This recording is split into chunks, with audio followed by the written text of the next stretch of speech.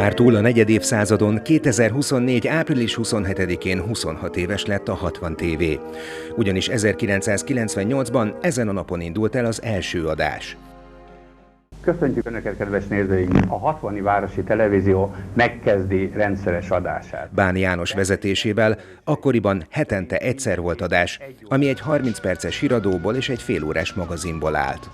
Kezdetleges technikával, egyszerű analóg rendszerrel, SVHS videómagnókkal és Windows 3.1-jel dolgoztunk.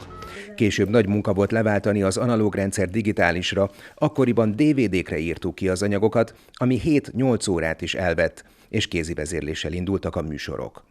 Később felgyorsultak a dolgok, 2006-tól hetente kétszer jelentkezett a tévé, beköltözött a stáb a Madács utcába, majd 2010-től teljes átalakítást hajtottunk végre. Jagodics Milán bevezette a napi híradót. Jó estét kívánok, köszöntöm nézőinket! Önök a 60 televízió műsorát látják. Ma elkezdődik városunk televíziójának teljes átalakítása. Ez hatalmas változás. Egy 20 000 fős városban minden nap legalább 3 darab friss hírt leadni nagyon nagy munka és feladat. Egészen más munkamódszerre és berendezkedésre volt szükség. Az óriási kihívást pedig sikerült teljesíteni, azóta is ez határozza meg a 60 TV mindennapjait. A televíziónál 3 nagyobb arculatváltás volt. A kezdeti elemeket 2011-ben cseréltük le, új stúdiót alakítottunk ki, amelyben már helyet kapott egy súgógép is, emellett a világítást is lecseréltük, modern fénycsövek kerültek a régi izzók helyére. Új főcímet kapott a tévé, és virtuális háttérrel kezdtünk el dolgozni, ez volt a Greenbox technológia. A nagy zöld függöny lehetővé tette, hogy utólag lássuk el háttérképpel a felvett beszélgetéseket. 2 évvel később, 2013-ban pedig a statikus hátteret egy virtuális háttér váltotta, mozgós táblistával és modern feliratokkal.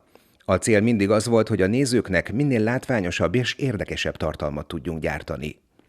A 60 TV jelenlegi megjelenése 2017 óta van velünk, szakítottunk a virtuális háttérrel, épített stúdiót használunk, és a napi híradó mellett sokkal nagyobb teret kapnak a magazin műsoraink is.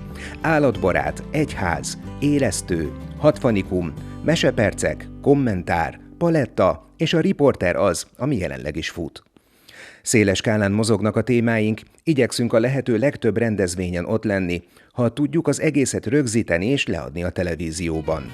Legyen szó óvodai farsangról, iskolai fellépésről, komoly vagy könnyű zenei koncertről.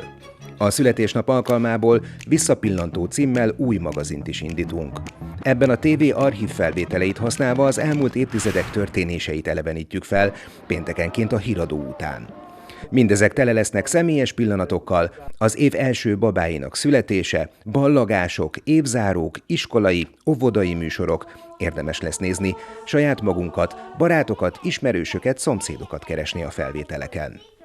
A közösségi médiát is folyamatosan használjuk, minden platformon jelen vagyunk. A teljes híradós anyagaink a YouTube csatornán érhetőek el. A Facebook, Instagram és TikTok oldalunkra pedig külön videókat gyártunk más vágással, zenével, hogy még szélesebb körben jussanak el a hírek.